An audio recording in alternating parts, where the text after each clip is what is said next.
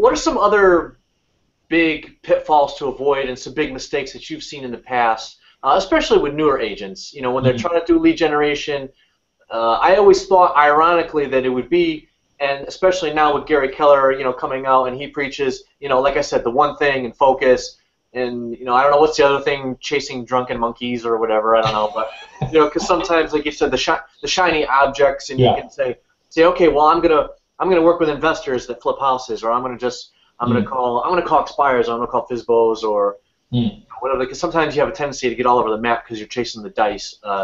So what are some of the biggest pitfalls that you've kind of seen in the past? I always thought that would be one of them, like not having focus, but apparently you can leverage it in your favor if you do it appropriately, I guess. Yeah. So to kind of go off topic a little bit about the, you know, having all these different irons in the fire essentially, and then from there, you know, not being focused, but I think it's, if you look at it a little differently, you definitely see that you're focused. It's hard to have all those irons in the fire and be really focused, like, you know, like Gary's talking about doing your one thing. I would look at it this way of, you know, with all those irons in the fire, they're different lead gen irons. So you are focusing on lead gen, and then from there it branches out. So, you know, not, you know, running around like a, you know, somebody with your head cut off, going after FSBOs and then going after investors and going after expireds. All different things, but they're all the same as far as lead gen. From there, once you start doing that kind of stuff, it really paints the picture of what you enjoy doing. So I enjoy my investors because it takes the emotion out of real estate. It gives them the, you know, what it says to me is that these people are driven by sheer numbers, which I love that, because, you know, it appeals to my D personality of, you know, let's just get it done. This plus this equals that. At the end of the day, this is what we need to do. So, you know, for example, with my investors, when they look at a house, they're not worried about, you know, some of the nuances that maybe a buyer would be worried about with, I don't like the size of that closet or something like that. It's literally, I buy it at this price, I put this much into it, we sell for this price, there's my profit margin. Can we make that happen? And what I really enjoy about my investors is that once you do that great job, now you've got, you know, an unlimited pool of how many houses that they want to flip. So now you've got a repeat client that has true motivation, because literally time is money.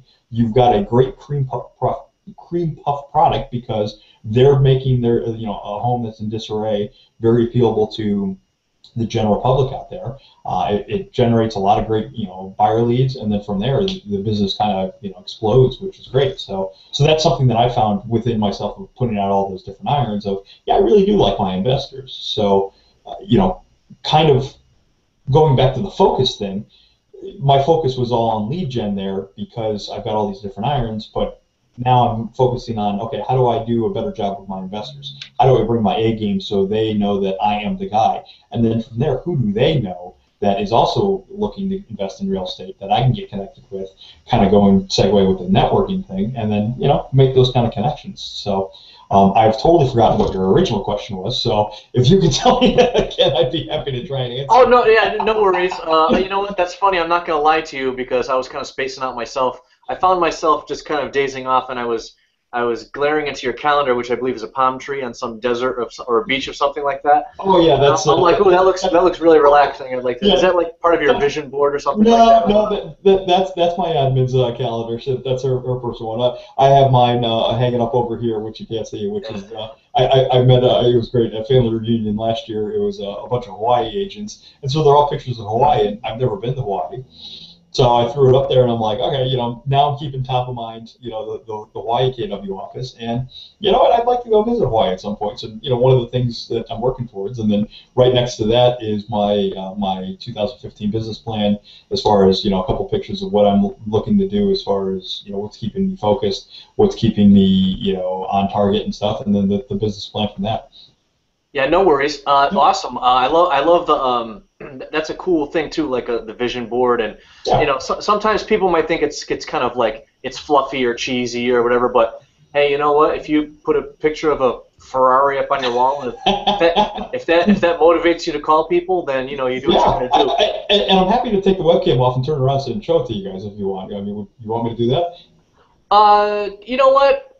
Maybe on the next call. Okay. I know that you got to go in about 8 minutes. So I kind of wanted to just bring it back down to and circle back. The original question I had, Matt, was I was just wondering what's the biggest mistake that you see agents make, especially newer ones, or if there's a pitfall out there that new agents, because for the most part, my target audience of what we're doing here, it's going to be newer realtors. Some of the material will be it's going to be geared towards more seasoned and more experienced agents, but for the most part, I really try to cater to newer agents, and just like to let them know, what are the mines that are in the minefields that they should avoid. Yeah, I mean, we as realtors get sold to the most every single day. I mean, I get countless phone calls from this, website company to be ranked first on Google, to this lead capture website that, does this, that. It's easy to fall into those traps and getting those signed up with those fixed expenses of this much a month, and that kind of stuff. And it's hard to weed through the bad ones to get to the good ones, because there are good ones out there, and I do work with some of the good ones because I've seen I see the value to it, and I can, as long as I can fit it into my budget. So making sure that you don't buy a bunch of stuff right off the bat. I did that right off the bat, and because I said, okay, well, I can advertise on Zillow for $100 a month for this zip code. Well, that's a no-brainer. If I'm making an average of $3,000 on commission, $100 a month is nothing. Yeah, that works out. Well, what I've learned is when you look at your business and you see your fixed expenses between just office fees, MLS dues, marketing, all advertising, all the fixed expenses that you have, then you look to see, can I add in that $100 a month to not have to lead generate as hard as I should be. That's a pitfall that I got trapped in right off the bat, where I was paying for a lot of things that weren't necessarily delivering. They would send leads, but they weren't high quality leads, and that's where I started looking at it, saying, okay, I can do this better, and I can do this more effectively, of door knocking, of calling expireds, of hosting open houses, that kind of stuff. And so I really grabbed the education aspect of how can I make these things better that are free to me, of my natural talents, of being able to knock on somebody's door and say, hey, look, I see that there's a for sale by owner sign in your front yard. How are things going? Well, here's the thing, or an expired. Here's the thing. There's not a lot of realtors that are going to take it to that level of going out and knocking on doors. And that right off the bat puts you different. So could I pay, $100, $200, $300 or $1,000 a month for some sort of fancy thing? Yeah, I can. However, if it's not in the budget and it's not a good return on my investment, then I'm not going to. So definitely don't bite into the, how can I do things the easiest way right off the bat and pay for a bunch of stuff. That's really the biggest pitfall that I learned myself of, trying to get business, because you think of it as, oh, well, I made so much money, so much, a commission check. Yeah, break it down into, out of that commission check, your taxes, your marketing, your budget, all that stuff, and see what's really left over. And then from there, you can make the decision of, yeah, I have room in my budget to do that, or nope, right now it's not a good time to do that. So, like that outbound engine website that we've been talking about, that's a huge value for me. They do all that marketing for me, and it's a very reasonable cost. Yeah, I have the room in the budget for that, and see the value there. So yeah, I'm going to sign up for that and get that implemented for 2015. Versus when Zillow calls me and says, "Hey, we got a zip code open," pound sand, I'm all set.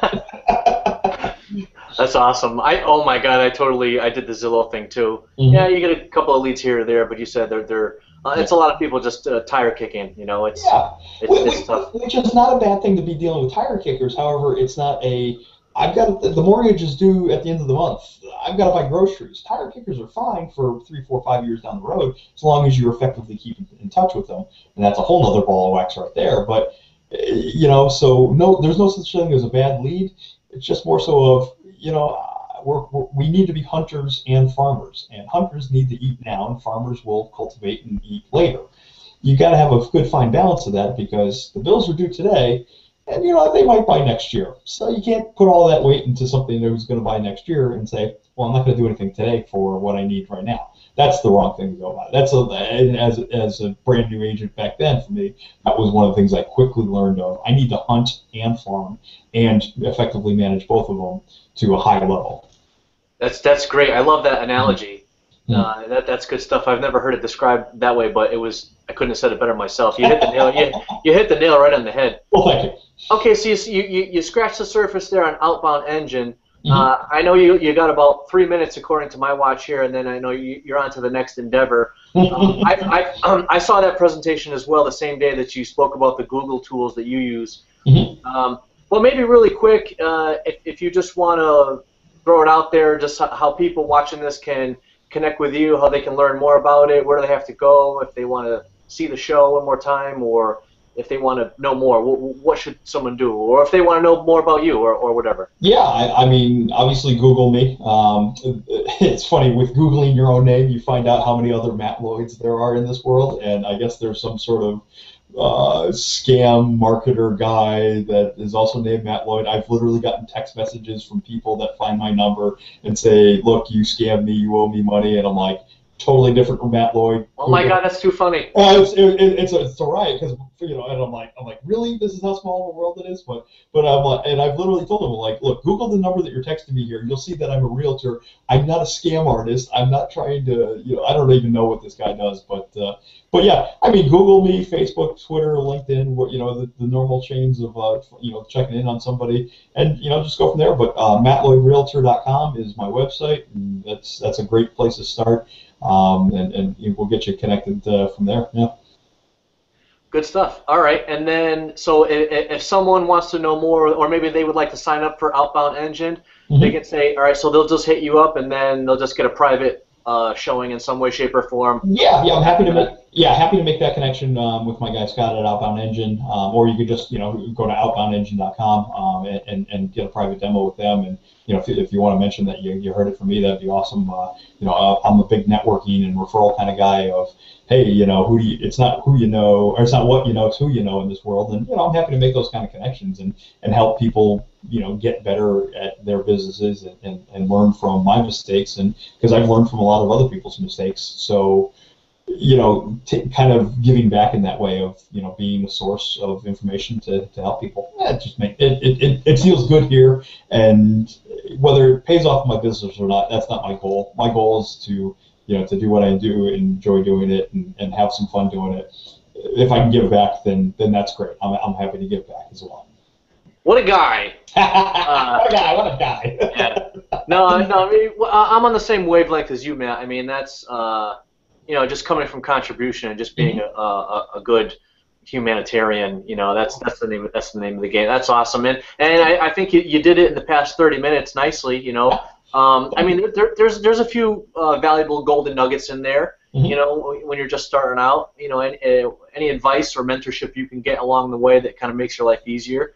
Definitely. Much appreciated. Yeah, I mean, it really, the biggest kind of nuggets that I would take away from this is education is crucial. There's a bazillion people that have tried to do it and failed miserably, and there are very few people that have done it and done it well. Learn from those people. Get connected with a mentor. Get connected with the people in your offices, whatever company that you work for, and find those people and be proactive and say, okay, I see that you're doing this at a really high level. How do I get to that? And follow them. Watch what they do. Ask them how they do it and learn from that kind of stuff. And that's really what started me was, first day in real estate, I don't know this from that. I don't know what to say to somebody. So I looked around and found the people and found the education online and stuff like this too, of getting connected with the right people and figuring out how to do this so it's effective, and I'm not trying to reinvent the wheel myself because it's already been invented. No sense of redoing it yourself. Just learn from the people that do it really well, and then implement it into your world. And from there, after you figure it out really well, then you can start carving out your own niches. But you got to pay your dues. You got to get through the bad stuff first to get to the other side of the trough, and really get to a place where this is something that is profitable and also being done well. So that's just kind of what I've learned in my short journey, and we'll see how far it takes me into the future here. Kaboom! Yeah, that's it. Yep. Thanks a lot, man. I mean, that's awesome. I owe you for this one. I really appreciate you taking time out of your lead gen time for the most part to kind of chat with us here today. But I think it will prove helpful. So there it is, folks. There's some words of wisdom for you, some golden nuggets. Try out some of those Google tools that Matt's using. And feel free to get a hold of me and let me know your feedback and how some of these things are working out for you. If you have more questions about it, I'd love to kind of expand and also I'd like to know what you would like to know more about, so we can continue to bring you more helpful information here. So that's it for this module. Enjoy the rest of your day. Go out and do your lead generation. Find people that you can help buy or sell a house, and let me know how it works out for you. Thanks a lot, Matt. And I really appreciate the time and like what you're doing here. You're getting connected with the right people and getting good stuff here. So for all the people watching, do what Chris is doing. Get connected here. Find the right people and learn from them. Yeah, and that's a testament to Keller Williams too, and that's an unpaid plug, if you will. And you can clearly see the camaraderie where it's just you can kind of reach out to a fellow KW colleague and say, hey, I'm looking to do this thing. Can I have a half an hour of your time? Yeah, sure, no problem. A guy like yourself, just a stand-up guy, really. It's just a giver by nature. It's good stuff. It's the culture. It's just we all kind of can help each other with whatever we need. It's the simple thing of living a good life and doing right by the world, and it's just how I do. I treat people the way I want to be treated and live the way I want to live and have fun doing it, and that's really that's me in a nutshell. Bam. So let's end on that note, because Matt has to go and find some clients. Or he's probably got a pipeline overflowing that he has to attend to. So I don't want to hold him up too much more. We're already a couple minutes over, but good stuff.